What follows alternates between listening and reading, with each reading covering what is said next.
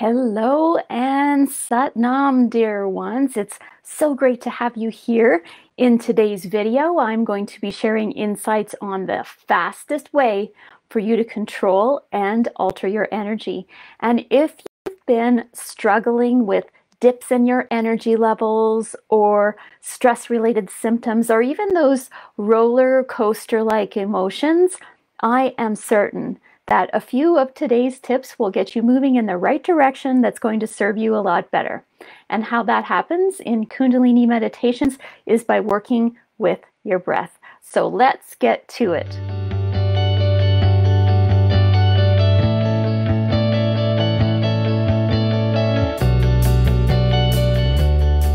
Hello to you. Hi, everybody. I'm Charlene Starr, and I help women with self-discovery, with empowerment and healing. And I teach practical approaches that really help you to navigate the challenges and changes that we're all going through in these times. I do it through the art and the technology of Kundalini meditation healing systems. So this is video 1 of 4 in the Essential Elements series, and today I'm going to be sharing practice tips and insights on how to breathe when you do Kundalini meditations. So it all starts with the yogic science of breath, and that is called pranayama. Prana and yama together. You know, breath really is the vehicle for the life force energy, the carrier of prana.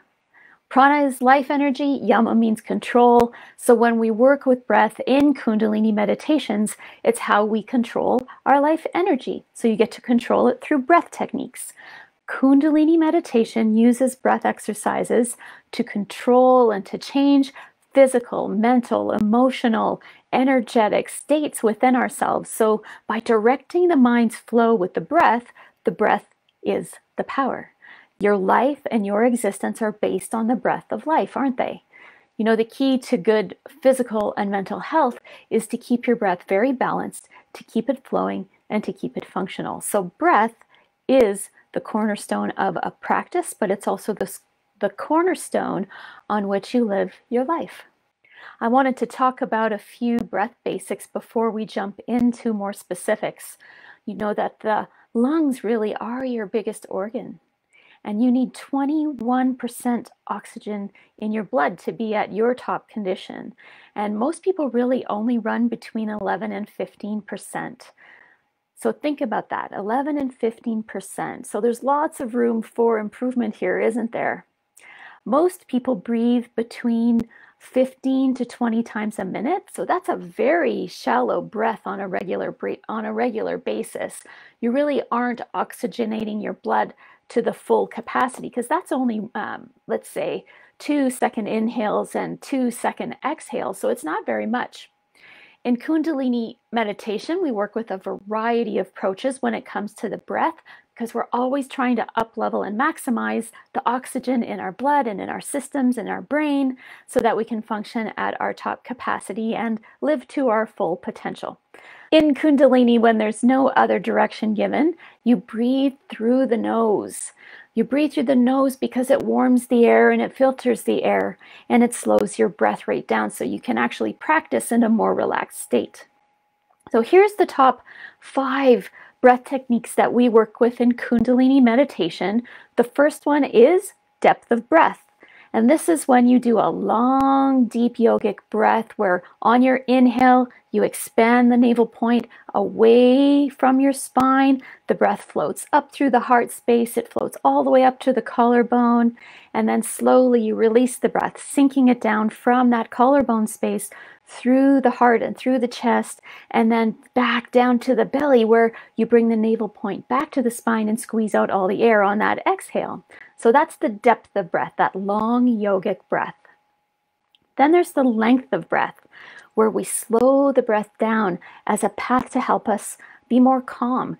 Fantastic ways to relax, to lengthen, to deepen, and to ease so that there's never any strain. So you can do that by slowing the inhale. You can do it by slowing the exhale, or you can have the inhale and the exhale be for the same amounts of time. It's a fantastic way to get relief from stress, to have increased mental awareness, and to really heal. It really elevates your healing capacity. So think about that.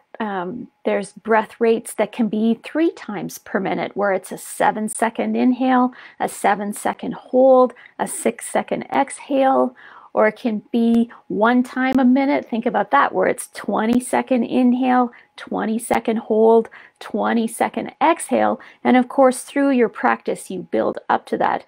Not many of us are able to do that right away. So another approach is where we pause the breath, where you suspend the breath to create a beneficial response in the body or in the mind. So you can pause the breath on an inhale, which is very stimulating. It helps us with our sympathetic nervous system. Or you can exhale out and then hold that breath, pause it out on the exhale, suspend it out. And that is a much more relaxing breath, where you're working with the parasympathetic nervous system. And you'd almost think that was opposite, that you might have a bit more of a stimulated feeling on an exhale, but it's actually the parasympathetic nervous system that you are amping up. Then we have got alternate nostrils. So that's the 4th approach in Kundalini meditations, where you might block one side of the nostrils and only breathe through the other. So left nostril breathing, for example, it brings in the moon energy, feminine energy, very cooling, very relaxing. Or you might block the left nostril and only breathe through the right. So right nostril breath is where it's energizing, it's sun energy, it's warming, very masculine. And sometimes you alternate them. Now, strokes is the last one I wanted to talk about for everybody. The stroke approach is where you're dividing the inhale or dividing the exhale in 1-second parts, or sniffs or strokes, however you like to think about it. And sometimes you're doing strokes on an inhale. Sometimes you're doing those sniffs and parts on an exhale, or you're changing between the nose and the mouth. But it's always controlling that rhythm of life force energy, of prana, entering the body. And you'll see those parts or strokes or sniffs in 2 parts, 3 parts, 4 parts, 8 parts, sometimes even 10 or 16 parts in Kundalini meditation. I wanted to give you some practice tips for one of the most common breaths in Kundalini meditation. It's breath of fire. And breath of fire is so fantastic because it oxygenates your blood really, really quick, so you get vitalized and energized really, really fast. It can also generate heat, so it makes you nice and warm, and really is amping up and opening up the energy pathways in the body, so your energy levels up. You're building your lung capacity with breath of fire. And when it's done in conjunction with any of the exercises, any of the movements, any of the postures, the benefits of that exercise, movement, posture will increase. So it's a benefit amplifier, if you want to think of it that way. Now, cautions with breath of fire: if you are menstruating, if you have high blood pressure, please don't do breath of fire. If you're pregnant, breath of fire is not for you. And if you start to experience any vertigo or any dizziness as you're practicing, you can just stop, do that long, deep yogic breath instead until you come back to stability, and then you can start up again. With breath of fire, it's important to keep your spine nice and tall. Imagine that there's a cord pulling your spine up to the ceiling. So spine is tall, have a slight neck lock, which means you lengthen the neck and then float the neck back, bringing the chin back so that you align your spine here with the back of your head. And you can do a little check with your hand. You'll know that you're in the right spot because the bump that's back there disappears. It becomes a nice smooth line. So it's almost like you're a soldier at attention here. So that neck lock keeps that spinal column open so that you don't get dizzy during this breath technique. So that neck lock and elongation become one of the most important parts of this breath. Now, you relax your stomach muscles while you do it, and I like to think of breath of fire as rapidly and lightly breathing very quickly, quick little sniffs through the tip of your nose, and you want your inhale and your exhale to be equal lengths. So think of it like those fast sniffs when you Keep the breath really shallow at the tip of the nose, and don't take that breath deep into the chest or deep into the belly, okay? You want it to be just nice and shallow. And a way you can check is you can put one hand on your diaphragm and one hand below the navel point. And as you do the breath, the top hand at the diaphragm should be moving the most. And with Breath of Fire, you'll also know that you're doing it right when those two places move on their own. There's no work that you should be doing. That diaphragm should be pulsating on its own when that breath is done correctly, and it should be moving far more than the spot at the navel point. And once you get that down, when you're ready and you want to advance it, all you have to do is increase the power and increase the pace. Now, common mistakes is breathing too deeply, bringing that breath down into the chest and into the stomach, into the belly. Really keep it shallow up here. So don't breathe too deep, and a lot of people will start to do that breath inside out, and they work really hard to push the diaphragm or to push the navel in and out. But remember, that diaphragm should move on its own. You actually don't need to work at all. So let's give this a try, shall we? Come into a comfortable seated position. It can be an easy pose, nice comfortable cross-legged position, or you can be sitting in a chair, on a couch. It can be really done anywhere that you can take a comfortable seat. Have your hands in Gyan Mudra, where the tip of the index finger and the tip of the thumb are together. The other three fingers are extended. Have the palm up and just resting on your knees. Good, and you can close the eyes down. I like to start Breath of Fire by taking a big breath in through the nose, and then beginning. Okay, so start that rapid light sniffing. Remember, it's shallow. Have that neck lock in, and I'll start us with a timer and a good beat for us to go through. Let's practice for 1.5 minutes.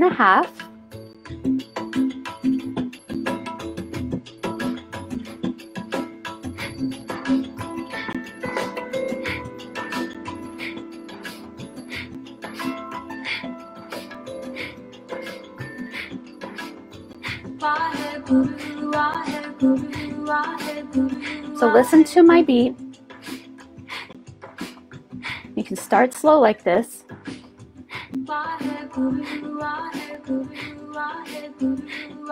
And when you're ready, you can quicken up the pace.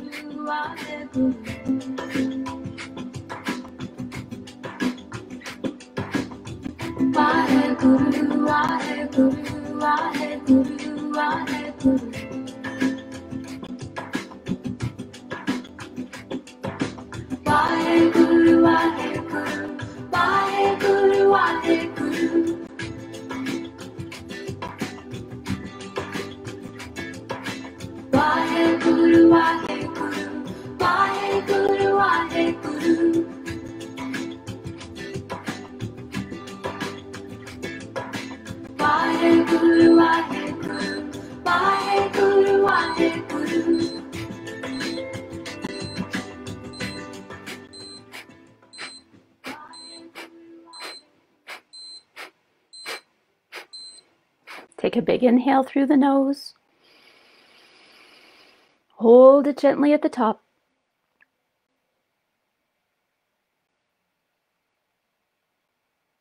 Exhale, nose. Again, big breath in and hold.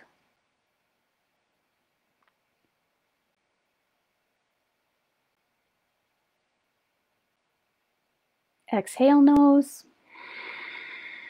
Last time, big breath in.